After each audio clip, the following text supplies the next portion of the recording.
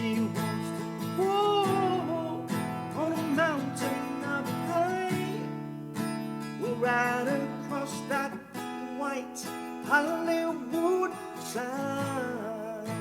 She'd give anything for a moment of fame.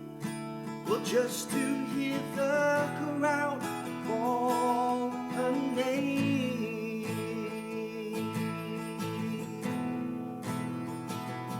Whoa, whoa, oh, oh, oh, please, well, let her be the next Hollywood movie star.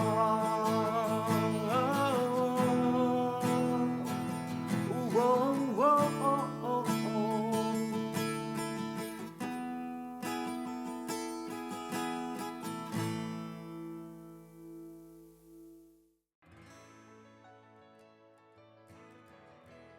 So, Elson, that was the raw version, the ballad version, the original version of your first pop song that you ever wrote, which was Hollywood Movie Star. Yeah. Tell us a little about your musical journey, what got you started. How did you discover that you wanted to do music? I'd say my musical journey first began in childhood. So I grew up in London, really in the 80s and 90s, with two brothers and a sister and mum and dad. All of them listened to very different types of music. My sister liked a lot of heavy rock and even heavy metal. My brothers liked dance and pop. And mum and dad, being quite regular churchgoers, loved a lot of Christian gospel and Christian country. So all those different genres of music, those styles, those different artists like Elvis, Willie Nelson. For my sister at the time, it was heavy bands like Metallica or even Iron Maiden, and my brothers listened to a lot of pop like the Jackson 5 and so forth. So all of these different genres and bands were all always being played in the house, and I think I just absorbed a lot of that. I later went on to study classical music from the age of 8 to 16, learning pieces from Debussy, Mozart, Beethoven, and that really gave me a good foundation for playing piano. I knew I was never really going to go down that path and go to, classical music school or be part of an orchestra. I felt my calling was more to go towards songwriting and maybe pop rock, because I started to get inspired by artists like Elton John and Billy Joel and Sting, and I just thought, wow, I really would like to be able to sing like them, write songs like them. And so by around 2009 or 10, there was one day where a friend was helping me to move place, and when we took a break, he said, why don't you play something for me on piano? And I sang a song, and he said, right, you need to go out there and start playing at open mic nights. You'd perform your own song and play your instrument or bring it with you. In those days, but I had to carry a portable piano with me around and then test my material out on these nights. And then from there on, I started to shape better songs in terms of writing them and learn how to sing better, how to engage the crowd, how to capture their attention. And that's really been the journey so far. It has never stopped.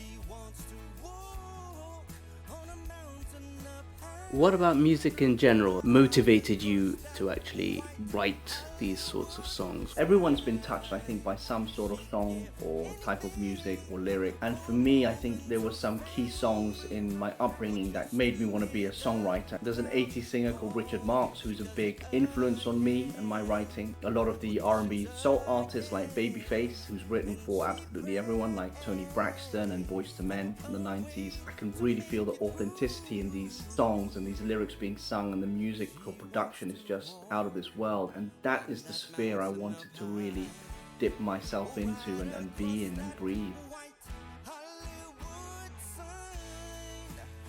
So when did you realize that you wanted to move from writing slower tempo, more kind of ballad songs, to more high energy, up tempo songs? Did you have any issues or struggles when you made the transition, and how did you overcome them if you had any issues? I think, as you pointed out, naturally I'm a ballad writer. I don't know if that was because having the classical background, I liked more of the slower pieces like Beethoven's Moonlight Sonata, just to give an example. Those power ballads from the 90s would always get, to me, from boy bands like Backstreet Boys to Christina Aguilera or Ricky Martin or whoever. They were all very well written songs, and I appreciated the production and the heart that went into writing the lyrics and the music. And I think every musician or band has to kind of question at some point who they are. Are they just going to be an artist or a band that performs? So you look at someone like Whitney Houston, who probably didn't write so much as she did sing, because she had an amazing, powerful, emotionally connecting voice.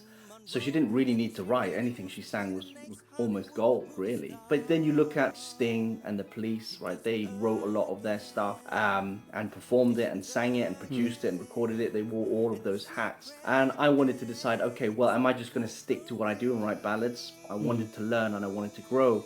So I was listening to even hip hop and Latin music and Eastern music, because I just wanted to learn, okay, what makes a good upbeat track?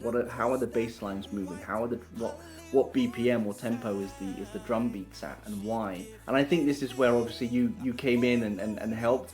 We had the Hollywood movie star song that I'd written, which was the ballad version, and I took it to you and I said, oh, can you help? I want to take it in a different direction. And then you played the same chords, but you completely changed the rhythm, and then we added the bass line, and yeah, it took a life of its own. And I can say that without your input, Ash, we wouldn't have done such a fun music video to it. So I want to dive a little bit more now into your creative process itself. Can you explain the process you go through when you write songs? Where does it take you?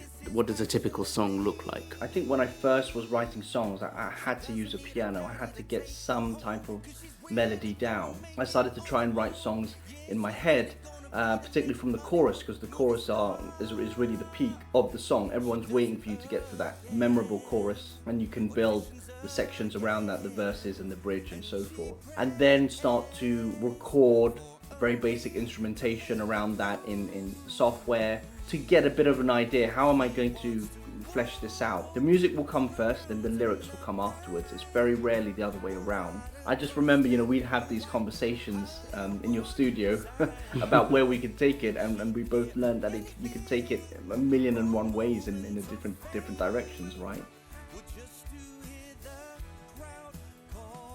So as we said earlier, we played the ballad version of Hollywood Movie Star, which is a much slower tempo song than the version you released. Were there any other songs that had the same sort of treatment, and did it alter your perception of the way you originally thought about the music? Yeah, it did. I'll give one example. So I learned and I danced salsa, Cuban salsa. I loved Cuban music, but I always thought to myself, could I ever write something like that? And I started to almost pick apart those songs. Can I make something quite similar? So one of my songs called Can't Get Enough is a salsa pop song, but I would change the way that the chords are played to be in sync with how a salsa pattern or phrase would be played. And so I started to come up with da da da da ba ba ba ba ba, and I thought, okay, well, that's a great place to start. And then I was able to build, from there. Looking back at your musical journey from when you started until now, what advice would you have for somebody who wants to be where you are and do what you do? What would you say? How would you motivate them? Sure. I would say, obviously, the usual cliched answers, don't give up, but also figure out what it is in music you're really passionate about. Some people are just very passionate about production. They're just fantastic producers. They're fantastic engineers.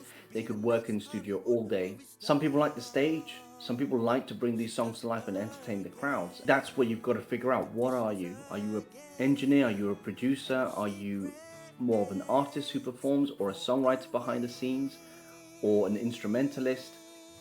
Or are you all of that? The other thing I would say is don't get discouraged, and also be ready to take on constructive criticism. Don't think it's all going to be rosy. You're going to get maybe the majority of people saying wonderful, great songs, or great performance, or great this and that and the other, but you've got to be prepared to hear the other side of the coin as well.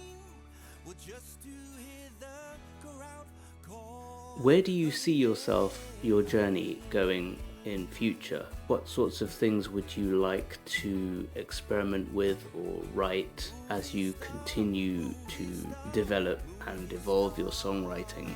Yeah, I think I'd love to write for both upcoming artists and more established artists. I will write songs, of course, and I'll know which songs belong to me and which songs can belong to someone else. And so I would love to be able to write for upcoming bands, artists and really understand what are they about. Can I write a song that fits with their identity? That would be a real experience and something to aim for, because I probably could be writing something that actually suits them better than it suits me. But I'd love to write something very hip hop, very Eminem kind of influence, and give that to an upcoming artist. That would be a wonderful experience for me. Well, thank you very much for joining me on this interview, Elson, and I wish you all the best for your future musical journey, and hopefully we will be hearing many more songs from you in the future. For sure. Thank you.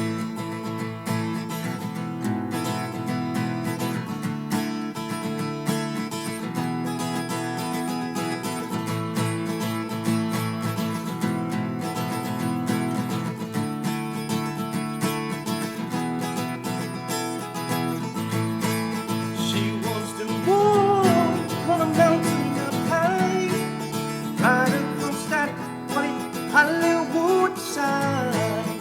She'd give anything for a moment of fame, or just to hear the crowd call her name.